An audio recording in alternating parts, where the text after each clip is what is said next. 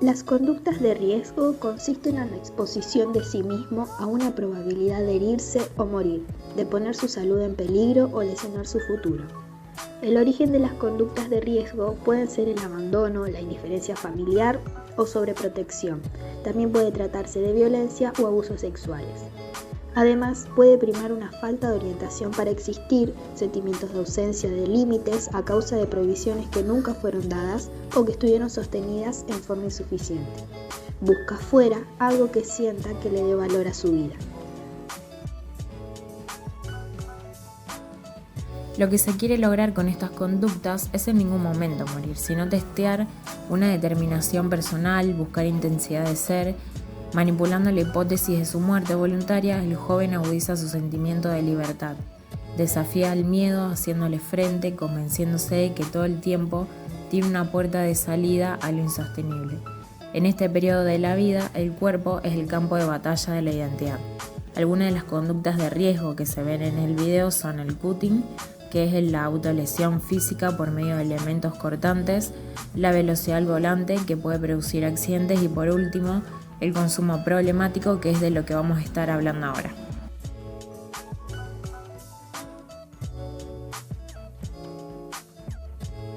El lema de vivir el presente es algo que está muy escuchado hoy en día y tiene que ver con que el tiempo es ahora. Se trata del instante, de la aceleración, del cambio constante. En nuestra época, la idea de futuro no se vive como asegurada. Por ello, el inmediatismo respecto de la búsqueda de goce de la sociedad de consumo va de la mano con la incertidumbre de futuro. En la sociedad de consumo, para adquirir una imagen de uno mismo y ser en ella reconocidos por otros, necesitamos consumir constantemente. Se intenta satisfacer a una motivación, una emoción, una vivencia, una sensación, un gusto, una identidad, un prestigio, un estilo de vida. Nuestra época necesita cuerpos que anden a mil, que no paren de trabajar, de consumir, de entretenerse. Cuando se tiene fiaca, la sociedad ofrece productos que nos mantengan energéticos, productivos y siempre haciendo algo. La sociedad de consumo nos impone estar bien y pasarla bien todo el tiempo, gozar, sentir placer, entretenerse, satisfacer los deseos, y no de cualquier manera, sino de manera individual e inmediata. La lógica de taponar es un modo de huir de lo que duele, de lo que inquieta, de lo que no tiene respuesta pronta y gratificante. Se entiende por consumos problemáticos a aquellos consumos que, mediando o sin mediar sustancia, afectan negativamente la salud física o psíquica del sujeto, como también sus relaciones sociales.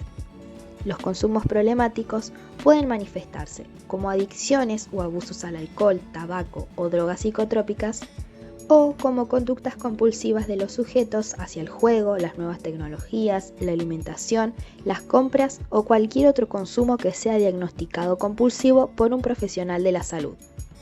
Cabe destacar que no todos los consumos son problemáticos, porque no todo consumo afecta negativamente la salud y las relaciones sociales.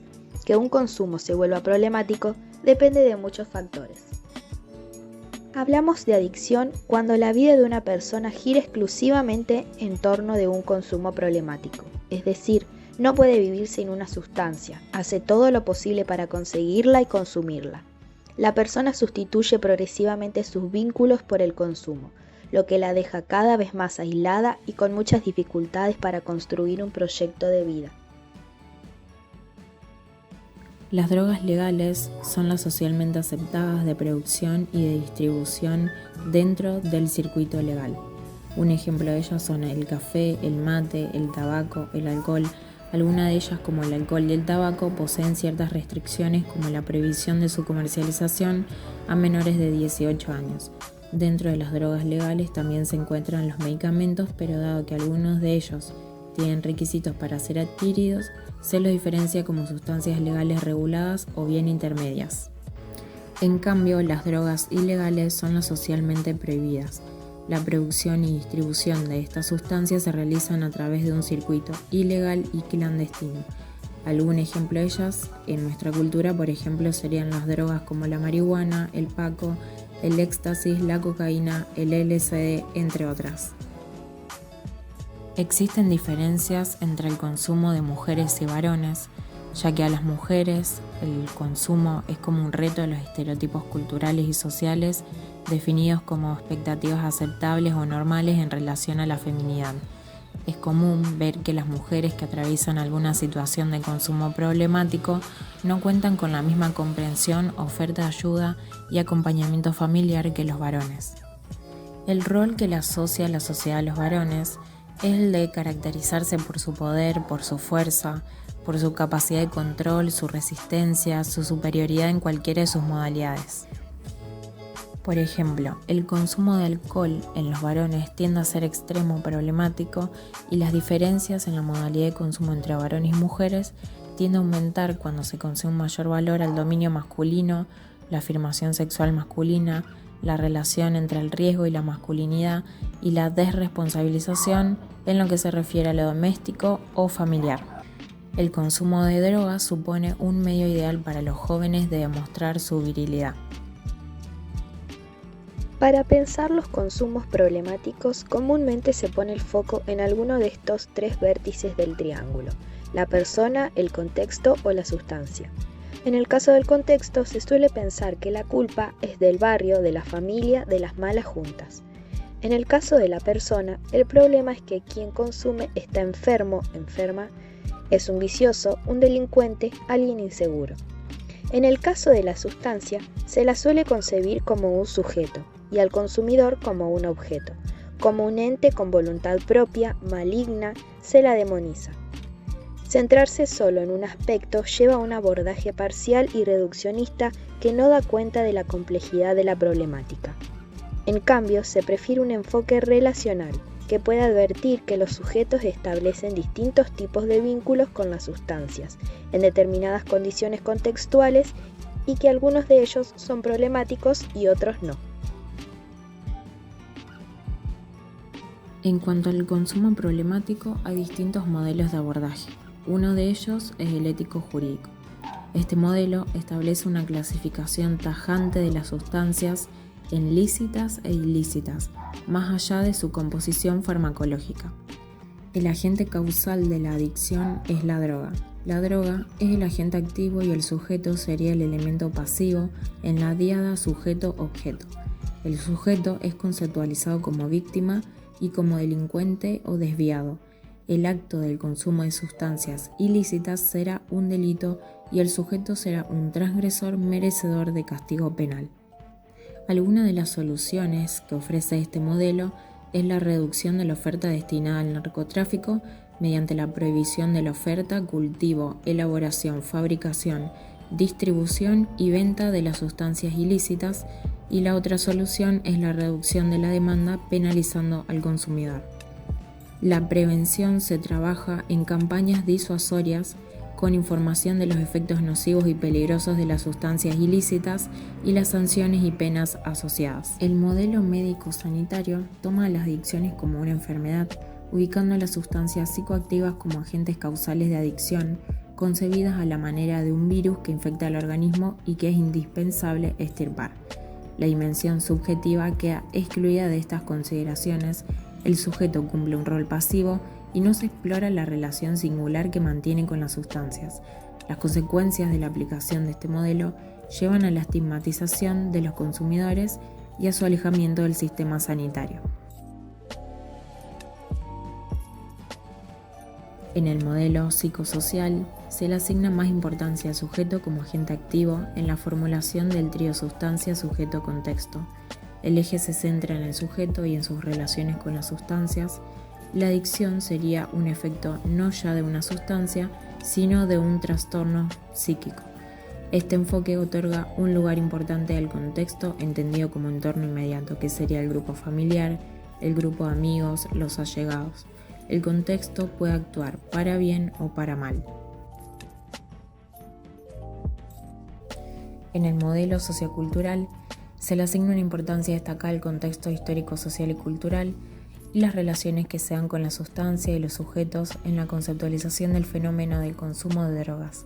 La diferencia con otros modelos es que en este modelo el consumo de sustancias varía necesariamente según culturas y subculturas. La dimensión subjetiva es leída como un reflejo de los problemas sociales. Los conflictos psicológicos se ubican como emergentes de condiciones socioeconómicas y ambientales, como por ejemplo la pobreza, una vivienda inadecuada y vulnerabilidad social.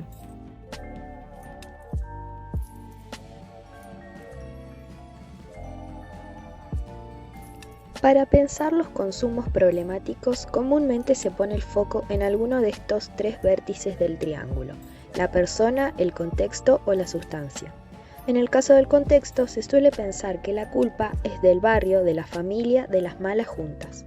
En el caso de la persona, el problema es que quien consume está enfermo, enferma, es un vicioso, un delincuente, alguien inseguro. En el caso de la sustancia, se la suele concebir como un sujeto. Desde el rol psicopedagógico podemos trabajar desde la prevención, desde el vínculo escuela-familia, no imponiendo, ya que sabemos que querer sostener desde la escuela una relación de autoridad desde la imposición hacia las familias no lleva a ningún camino fructífero. La manera que se convoca a una familia de la escuela determina la manera de participar de esa familia. Reconocer al otro, dando un espacio para conocerse mutuamente, donde el cuestionamiento de quiénes son esos otros y otras que rodean al hijo o alumno dé paso al reconocimiento recíproco que construye confianza. Y además comprometerse, un vínculo que desee sostener una responsabilidad adulta que se haga cargo de educar, sabiendo que esta tarea no es sin conflictos y diferencias, un vínculo que aloje las diferencias y no que termine negociando y cediendo para evitar lo conflictivo. Otra manera de trabajar desde nuestro rol podría ser en las ruedas de convivencia, exponiendo un tema a tratar, como por ejemplo podría ser, en este caso, el consumo problemático de sustancias. Otra estrategia podría ser una propuesta pedagógica para trabajar en clases sobre el consumo problemático, como por ejemplo con algunas cartas o notas que tengan esta temática y en la que ellos puedan exponer sus puntos de vista o lo que saben sobre el tema. También lo que se tiene que ofrecer es un entorno donde la palabra circule, donde no sean juzgados, porque la cuestión no es calificar lo que ellos saben, sino aprender junto a ellos. Y también es siempre trabajar desde el sostén, alojar al otro y estar para el otro.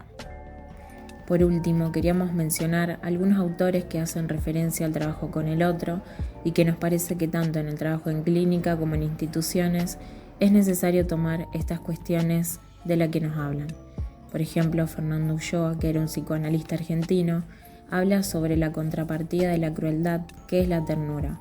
Mientras que en la crueldad se excluye al tercero de la ley, en la ternura el tercero resulta esencial y es la ternura el primer elemento para que se constituya un sujeto social. No habrá proceso de subjetivación sin la dimensión de la ternura. Laurence Cornu es una filósofa francesa, doctorada en filosofía, y en el texto Acompañar, el oficio de hacer humanidad, ella nos habla de que a pesar de que en los lugares haya simetría, siempre hay que sostener una igualdad, que hacer humanidad es hacer compañía con desconocidos y que este acompañamiento en un futuro tiene la función de ser emancipadora y hacer crecer la confianza. Graciela Frigerio es una educadora e investigadora argentina y en su texto Una ética en el trabajo con niños y jóvenes, la habilitación de la oportunidad, ella nos habla sobre los adultos como prestadores de identidad y habla de que si no se honra al nuevo, el pequeño va a estar siempre reclamando lo adeudado en una queja justificada. El proceso de subjetivación, que Rancière dice que es una formación de uno que no es un sí mismo, sino la relación de un sí mismo con otro, y que se accede a la identidad a través de otros. Recordando que la identidad no es una imagen especular o un clonaje o algo fijo, sino que es más bien una construcción, un devenir, un producto, una búsqueda de lo que no será nunca totalmente encontrado, es un hallazgo, es una firma, una huella.